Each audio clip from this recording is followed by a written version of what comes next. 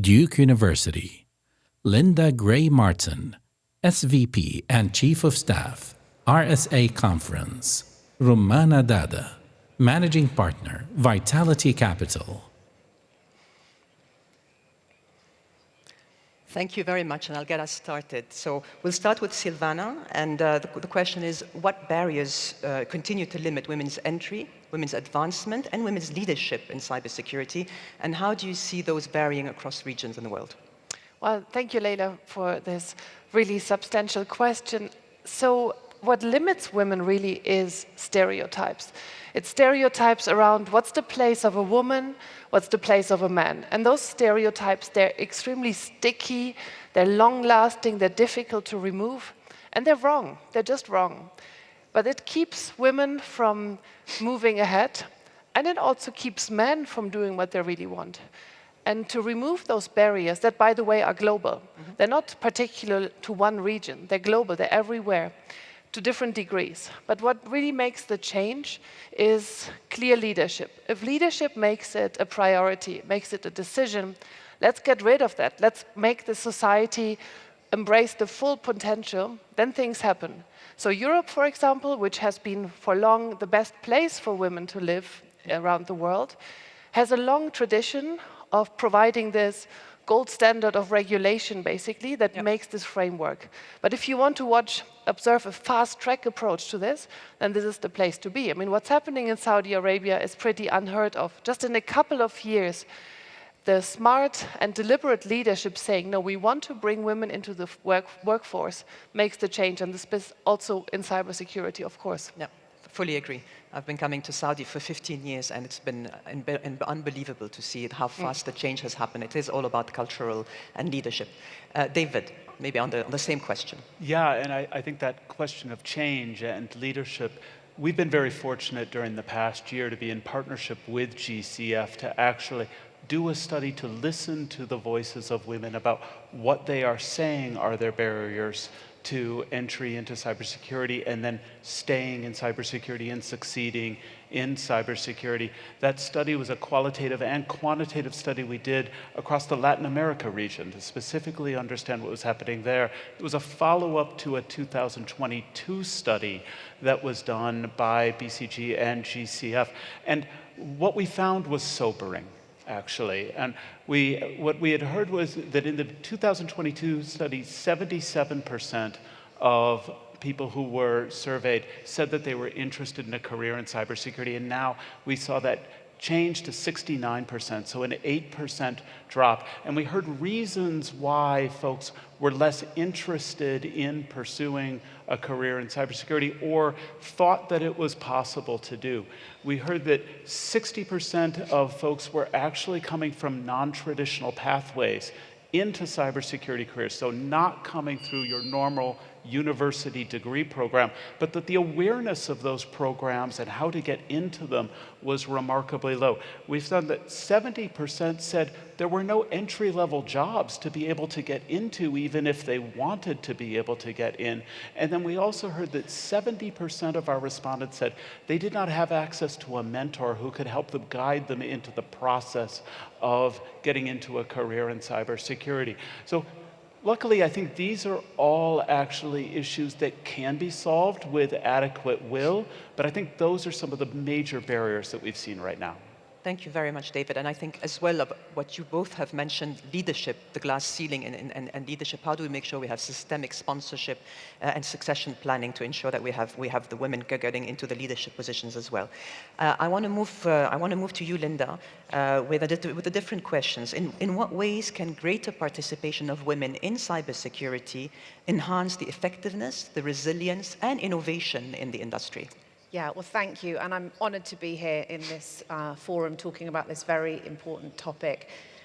You know, inclusion is so critically important because in cybersecurity, we face really, really complex challenges. And I truly believe that you can only really combat them when you are coming together as a society.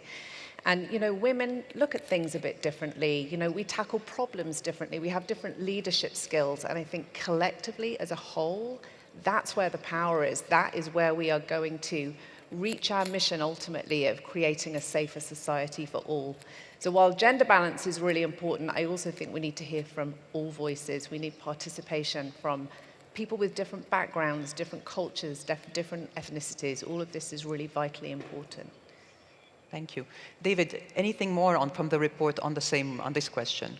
Yeah, I think what we see here, and particularly for statistics that GCF has actually published here, when we see that there's a 2.8 million shortage in folks in the cybersecurity workforce, and that only 24% of the workforce is comprised of women, what we can see from that at a time when the risks are growing and getting more complicated, when we see that artificial intelligence systems, and particularly agentic AI, creating new risks when integrated into the systems now control critical infrastructure across society. This is now that cybersecurity is obviously both a tremendous business risk and a societal risk. But that means that the underrepresentation of women in the sector is a business risk and a societal risk, absolutely critical to need to address. I just want to add a quote that we've been talking a lot about the last few days, and it's, if cybersecurity is national resilience, then not having women is national vulnerability. And I think that really says it, very clearly. And when we talk about why there are not enough women in cybersecurity, I think, take it outside of cybersecurity. Globally, there are not enough women still in leadership positions, on cap tables, as investors. The numbers are dire across all industries. But the beauty is that in a nascent industry like cybersecurity, we're at an opportunity to really shift that from the beginning, to start as we mean to go on. And one thing I just want to add before we move on is, why is it so important? We talked about, I like to call it cognitive diversity, and it is really important. We as women have such a unique skill set, a different EQ, a higher level of EQ, according to many, that in fact, many people don't even know this, but statistics tell us that women in leadership positions or women-founded companies deliver higher returns, greater profitability, longevity of company length. So the numbers make sense. You need women in your company if you look at the statistics. So you need to think about how do you include them to encompass that in it. And we'll go on to that next, into policies, etc. Yeah. I love what you say, and it links a little bit to what David was saying because of the link to risk diversification. When you have more inclusivity, you're diversifying your risk, and therefore you perform better as a result. I want to stay with you, Rummana, on the next question. How can policymakers and organizational leaders design workforce policies that meaningfully promote inclusivity and equity in cyber? I'm going to take a contentious one first, that, we always have this debate between men and women. Should we have preferred policies for women? And I think if we look at, again, the landscape, the economic landscape, and you understand how significant it is to not have women in the workplace, and I write about this a lot, and I've written, many people don't know this, but a Google voice dictation on your phone is 70% more likely to pick up the voice of a man, because ultimately it's a tech bro industry. The same for car accidents. Women are 17% more likely to die in a car accident because the crash dummies were created around the body shape of a male. You wonder why there are no women in the construction industry, but the construction industry was designed around the body weight of a man. Something that applies to all of us.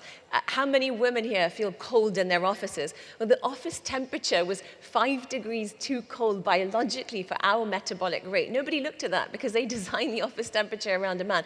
These are just fatal instances of how serious and significant it is generally not to have women in the workplace. So firstly, it's awareness. We need men in the offices, leadership in the offices, to understand why it's so important. It's not because of some feminist track that we're going down. It's because fundamentally you build better, stronger, healthier companies with women in them. And then I think number two, which Silvana touched upon, is education of stereotypes, right? Cybersecurity, and we've talked a lot about this yesterday, and it was brilliant listening to some of the discussions. Cybersecurity is not something that applies to one company. It applies to almost everybody in some way, shape, or form. And I think the importance of changing the perspective on what is cybersecurity is really important. And then further on from that, women in STEM, women in cybersecurity, all of these conversations are topics that we need to encourage families, parents, communities to encourage more women to go into this. I was having a brilliant discussion with one of your partners at BCG last night at dinner, and he said his mother was a scientist and his grandmother was also a scientist, but it's still so rare. And we see when we look at the stats that a lot of that is also about mentors. So we need to show in the workplace and outside more mentors. We need to actually, some statistics show just pinning pictures of women who are successful around the office significantly improves performance. So there can be very small measures, and then of course the bigger measures, scholarships, talent identification, transparent workforce policies to promote talent effectively. We talked a lot about yesterday, Sarah Hendricks from the UN Women talked a lot about zero tolerance on sexual harassment. One of the other ones that I think is brilliant to think about for all workplaces is flexible working. You need women, and the reality is that most of us will still be the primary caregiver to our children, and therefore you really do need to address the fact that if you want to retain us in the workforce, you have to create and facilitate an environment for us that is safe, comfortable, and happy, and enables us to still go home and be able to take care of our young children. I want to move to Linda on the same question, but before that, I want to have a follow-up question because you mentioned potential quotas. How do we move from tokenism to really systemic change? Do you believe in quotas? Do you believe in clear KPIs with targets? What would you say is needed? No, honestly, in my opinion, it's just that I think most people don't realize how significantly important it is to have women because of. And if you talk to them in the numbers they understand in companies, which is profit, talk to them in pure profit terms, show them the stats, and then also show them the vulnerabilities and the fatalities of not having women in the workforce. And I think better education. Whenever I talk about these stats, no one has ever heard of them. Yeah. So that tells me that people just don't realize how dire the situation is for us all. And a world without 50% of the talent and cognitive capability surely isn't a world that any of us want to live in today. So I think it's really education. And then, of course, policies internally, committees, HR committees taking it more seriously. But I do think that the education will play the biggest role in this space. Linda. Yeah, so just to emulate exactly what you've said, I think, some of the things that we can do within our organizations and where we've seen success, it is normalizing those flexible working hours because that is going to increase retention. Absolutely. It's charting out those very clear career paths. So it's very clear how people can move up the chain and get into those leadership roles. And having women in visible leadership roles within organizations, they then become role models, and other women see that, and I think then it has that snowball effect. Yeah. And there has to be a minimal scale as well. If you have just one visible woman that people don't identify, so you need to make sure that you start to do that at scale. Sorry, you wanted to make it very relevant to everyone. I mean, I'm sure there's so many people in this audience that have seen that in a company, when there's someone of a particular nationality that's in the leadership position, suddenly a lot of team members come in from that nationality, and that happens in the Middle East a lot. We have it in multiple communities. So just imagine replicating that with women. What would be the effect in that company? And it's really that simple, frankly. Yeah, could I come back on the point that you made, Rummana, about that we don't want or need different laws for women and men? I fully agree, but the reality is there are different laws. If you look at the annual World Bank findings, it's called Women, Business and the Law, it's very, very sobering. Women enjoy just about 75% of the legal rights that men enjoy.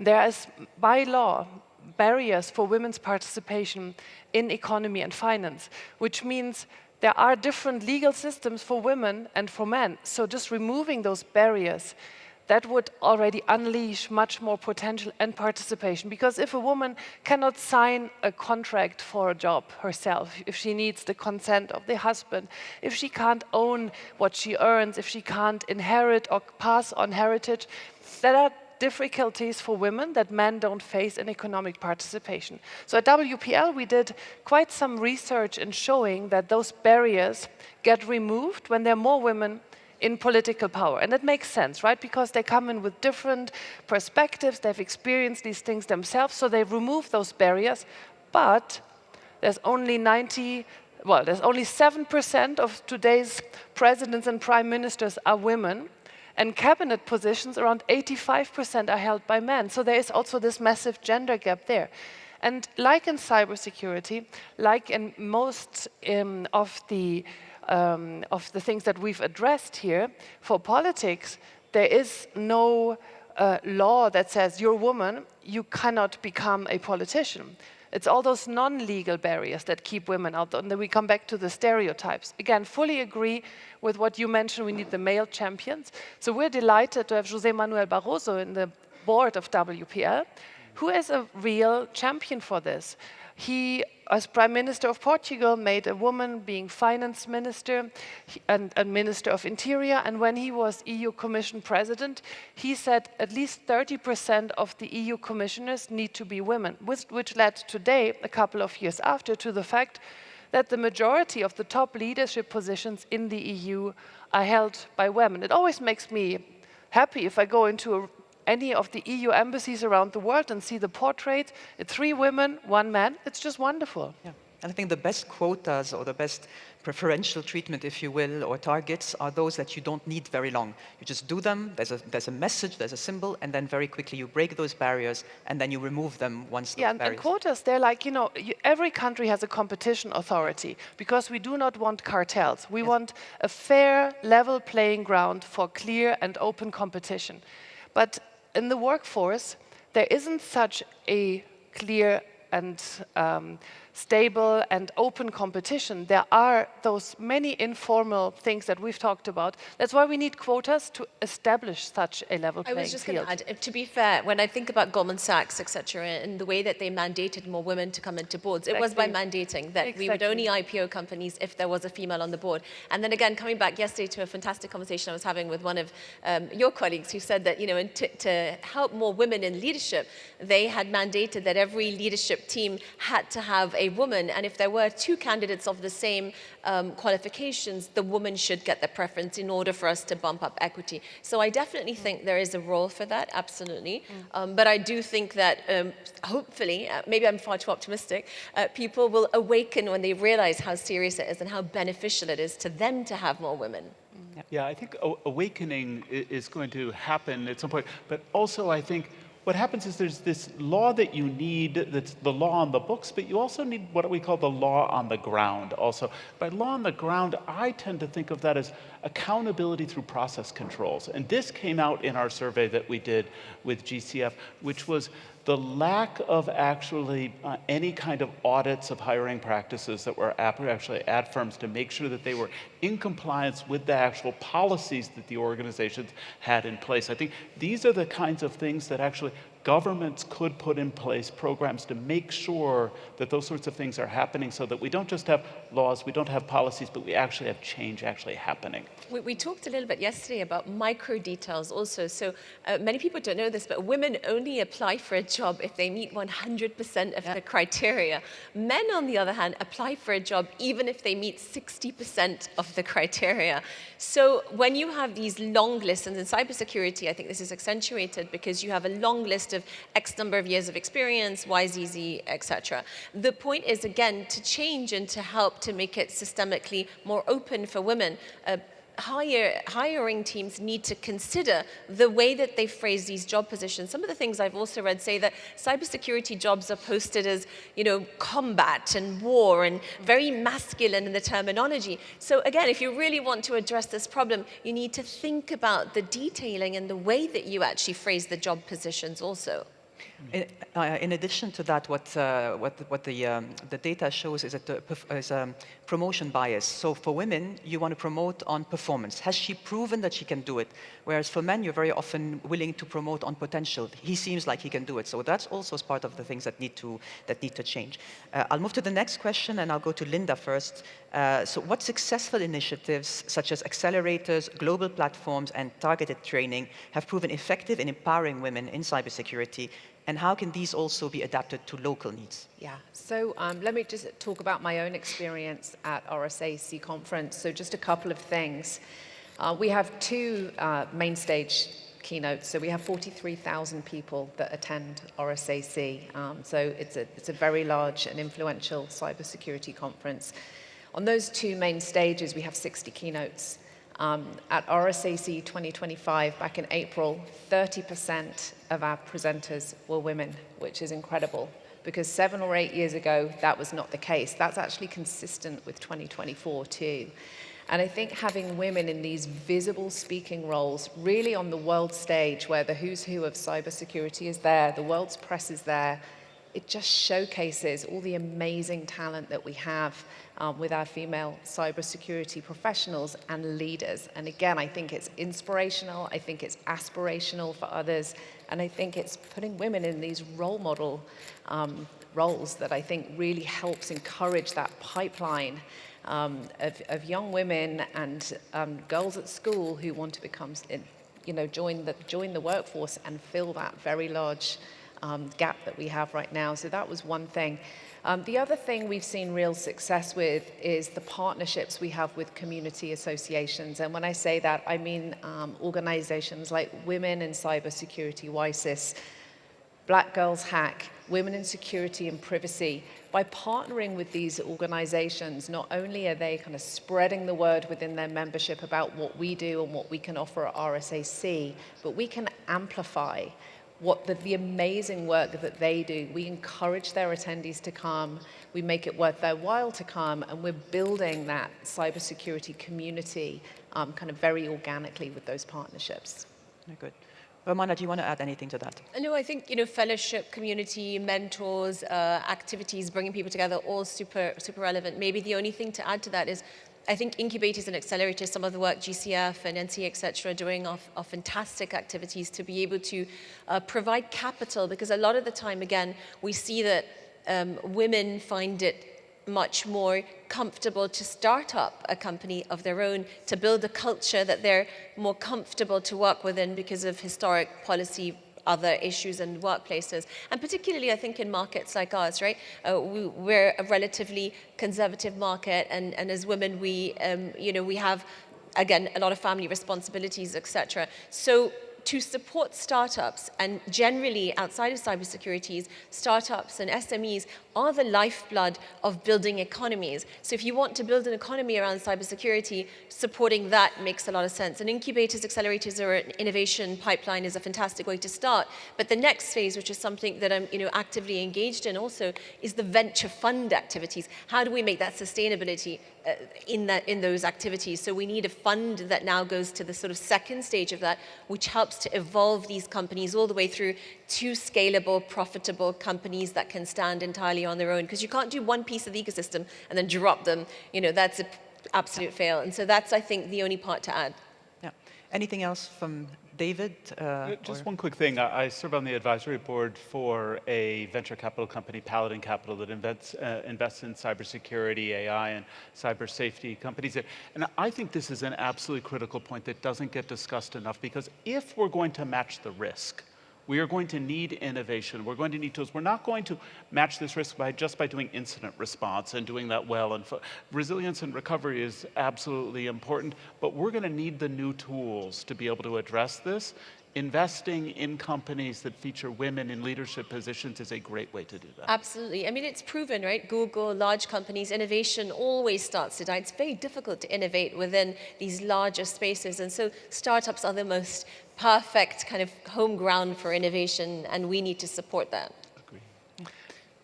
I was just reacting to, you said micro details. This got me thinking about micro, because there's one stereotype, again, is that women need micro credits to start something. Women are always seen as being the ones who are doing jobs closer to home, who don't think internationally, and it's one of those stereotypes that we also need to end, because the innovation potential, the ambition to go big definitely is as much with women as with men. But we keep repeating, and it's not the micro detail, you refer to something different, but the word micro made me think of that this is also one of those things we need to put away.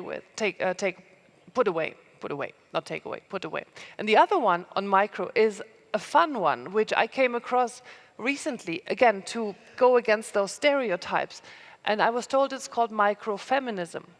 Now, I had no idea what this is, but basically it means if somebody tells you, oh, I've got this brilliant new dentist, and you say, oh, could you give me her address?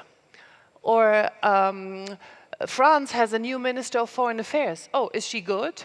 So always assume for leadership positions that it's a woman, which makes for interesting conversations, because everybody, including ourselves, I'm sure, we're caught by our own stereotypes that when we close our eyes and think president, we probably more likely come up with a male face than with a female face. So that's the microfeminism, that's a daily activity that helps combating stereotypes. I want to give you a live example. When I was raising for one of my startups about 10 years ago now, I remember presenting to a PE group, spending hours and hours presenting, and then afterwards I found out through a board that they said, no, she's just had a young baby. It's not the right time to invest in her.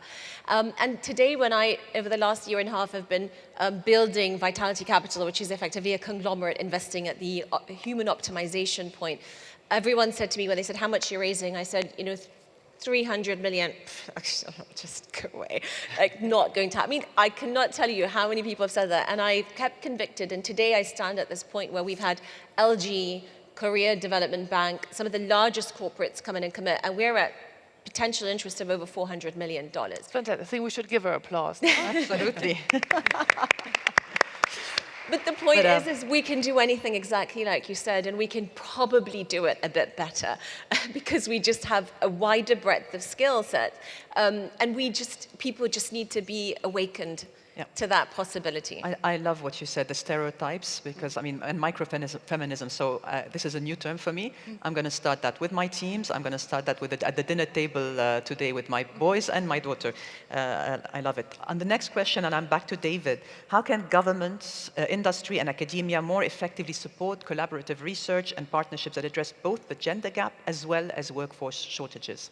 Yeah, absolutely. And this is something that we built into the study with partnership with GCF. We actually kicked off the whole process of doing this study with a convening event in Madrid where Latin America regulators came together with industry and with us and a couple of other academics to co-design the study and to determine what were the questions that really need to be asked. And what we see then is in the results are things that industry, academia, and government could do together. Let me give you an example there.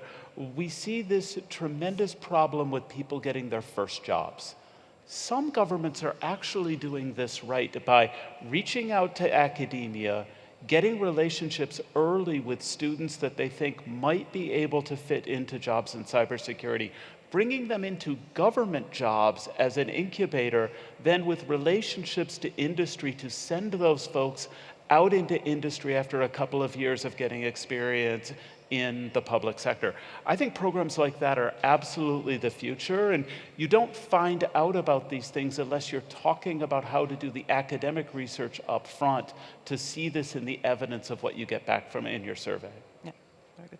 Do you want to add anything? Just data, right? I think data collection and the constant evaluation of, are we achieving our goals? Are we achieving our metrics? And again, I commend the GCF and everyone, SITE, NCA, all of the organizations here in Saudi Arabia who've pretty honestly done that brilliantly to date. And they continue to do so. Activities like this that bring together all of us, private, public, all of the wonderful speakers, the conversations we're having, that diversity, that cognitive diversity we're bringing here today, consistent activities like this, together with the data collection at absolutely every single point possible to measure how far we're getting on, I think is the only thing that we could add. Very good.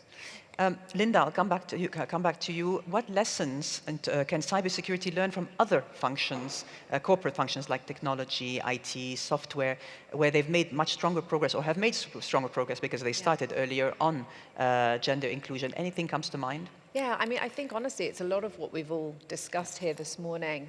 I think it's building those very clear career development paths, investing in training, investing in mentorship. Mentorship is a key topic here, but it's so vitally important.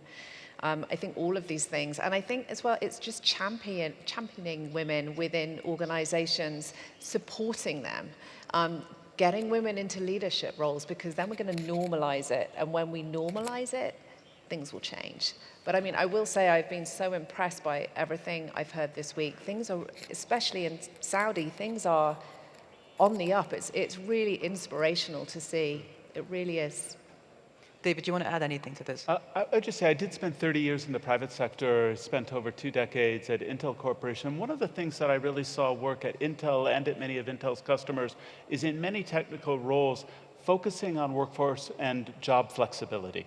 Understanding not just for the care of children, but also for the care of parents often, falling on women, depending upon the country that we were doing business in. It became absolutely critical to be able to recruit talent and then to keep that talent and have them achieve at the highest level, going through the process of their careers. I think that's the #1 place where people could learn from what's happened in those sectors. Very nice. So we've done almost the whole session, only a few minutes left, and we haven't talked about AI, so I have to ask a question about AI. So how can AI and emerging technologies be leveraged to both reduce the workforce shortages that we talked about and create more accessible on-ramps for women? Any thoughts on this? God, I feel like I'm supposed to go. Look, I mean, I'm a big believer that AI, I'm not on the side of AI as risk as much as I am as opportunity. I think of AI as accelerating everything that we already do and much stronger. I personally use AI as my personal analyst for absolutely everything. And I've replaced, a whole junior level team effectively by training my AI systems, extraordinarily well. And I think, look, again, a lot of people spoke about this yesterday in the space of cybersecurity, that one will always have to be careful. But this is where I think the creative mindset, and actually, again, where women become so valuable, because the perspectives that we bring, the insights that we bring, the higher EQ, the very slight differences and nuances in the way that we think are even more necessary. And particularly now, I'm going to give you another really good example. Yesterday, I was talking to somebody and they said, oh, I put onto my app, I'm going to go on a trip with my child to France for 10 days. Could you give me an itinerary? And the AI replied back, for your dad and son trip. It was actually a father and a daughter. But the point is that those inherent biases exist. So when you actually referred to what lessons can we take from tech, I actually think we don't want to take too many from what they've done. We actually need to start this off again from fresh, completely differently. And this is where it's so much more important. And that example gives you exactly why it's necessary that we have women in the build of this industry. That's a key Can point. I just add one Yes. thing to that later? I would just say, one of the things that I tell my students all the time is, look, if you want to have success as quickly as possible, look to the new areas and invest in there, because there's not already people who have 20 years of experience here.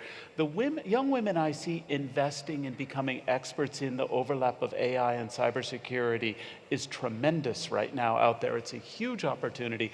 But also, I would say, this is a great space for non-traditional pathways, people who are not coming from your traditional STEM degrees, to actually reach out, to understand how they can get certifications and other opportunities to invest in their own education around artificial intelligence. I think it's a huge opportunity for women. Fully agree. Do you want to add anything? Just in terms of the need, of course, to build a framework that societies are comfortable with to have for the application of AI to match those risks and the opportunities. I mean, there is a need for having the right kind of framework, which translates into regulation, and that to have this ethical, to have this inclusive, and to have it really apply for all of society, it needs to have women at the core of this. So we're working a lot with women politicians in that area, because there's this age gap. Those who work on cybersecurity, on AI developments, tend to be 20, 30 years younger. So there is this age gap and a gap of understanding, but in terms of what's the technology, but the ethical and the societal framework that we need, that needs to be constructed by an all-of-society approach. Thank you very much. And I want to thank all the panelists. It was really great to learn from you today. Thank you, everyone.